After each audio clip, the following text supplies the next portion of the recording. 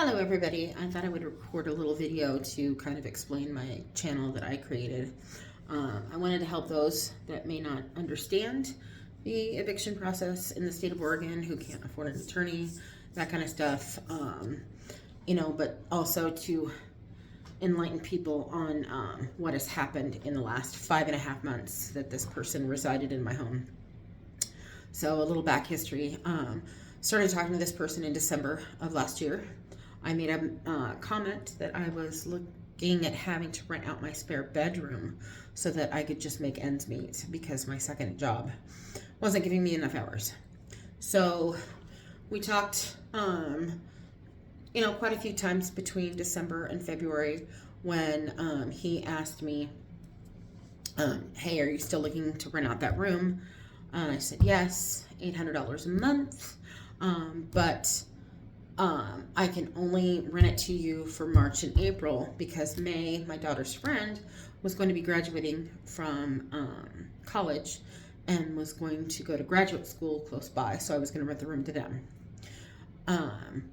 And that was the understanding.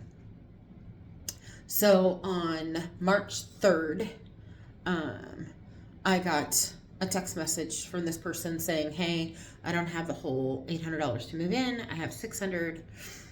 Will that be okay? I said, okay, reluctantly. I would do that. And then I met them at their place of employment on the 4th, where I got my funds together to give my landlord for my monthly rent. Anyway, I was told by this person that they would get me the rest, the other $200, in a couple of days. A couple of days came and went. I gave him a notice to say, hey, you need to pay this by March 11th, or you're going to need to go. March 11th came and went, and 30 minutes after the deadline, I text messaged them and said, look, I'm not dealing with this anymore. You're going to have to go. That's when this person decided to try to call, try to text, when I had to get up at 4 o'clock in the morning and go to work. This person then came to my bedroom door, and at this particular time, I didn't have locks or anything on my door, and proceeded to wake me up and demand my Cash App information. I said, I'm not dealing with this right now. You need to leave me alone. That's when he said, that's fine. I will make your life a living hell. I took that as a threat, called the police, because I wanted it documented on what happened.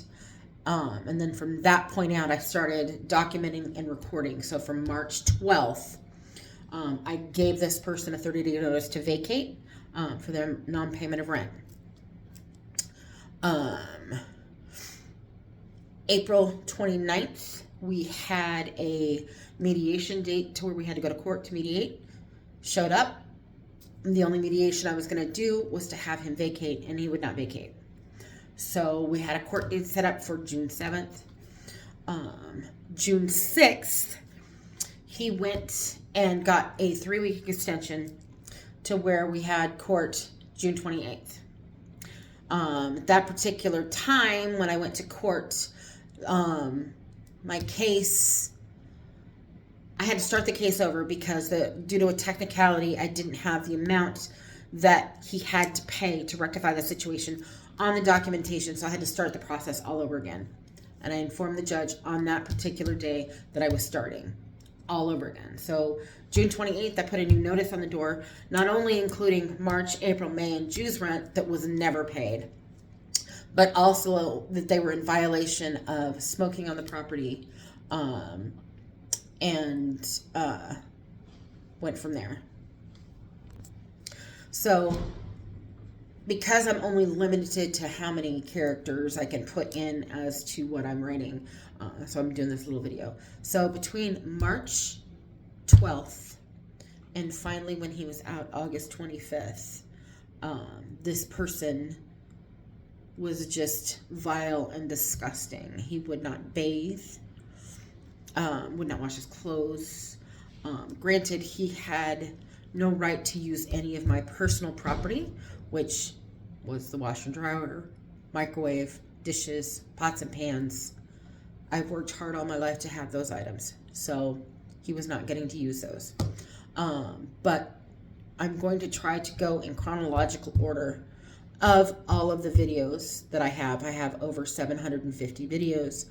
I have hundreds of documents that I'm going to post on here of this person.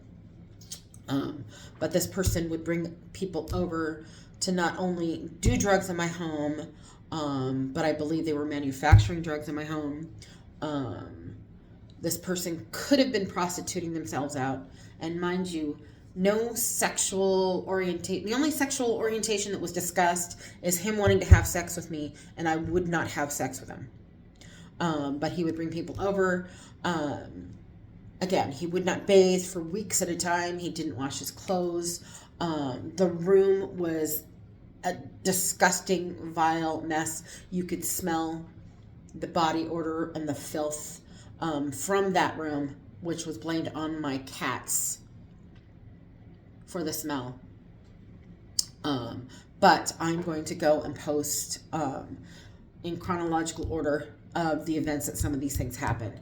Mind you, the only way that we could communicate without him ending up insulting me and calling me a bitch or a whore or a cunt, that's why this isn't for children, because of the language, was notices. So I'd have to post notices on the door. So I'll put documentation of those that I posted on his door. And I was laughed at. I was, every other day, he'd flip off my cameras. I don't know what he did to my cat, but one of my emotional support animals lost a considerable amount of weight. He would not come in the house when this person was here.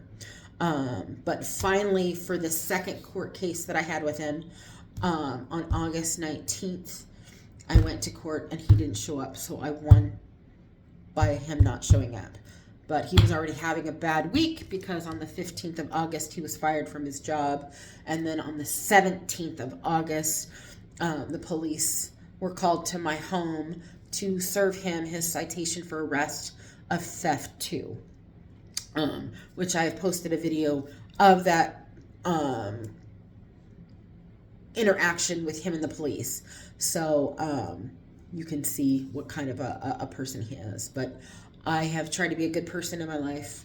I've raised 2 amazing children. I try to do the right thing. And then to have somebody be this horrible, vile, and disgusting to me and leave all these damages for me to take care of and damaged all of my furniture and my belongings is just appalling to me. So if somebody's going through this, I can totally sympathize with you. And if you have any questions, just go ahead and reach out to me. Thanks.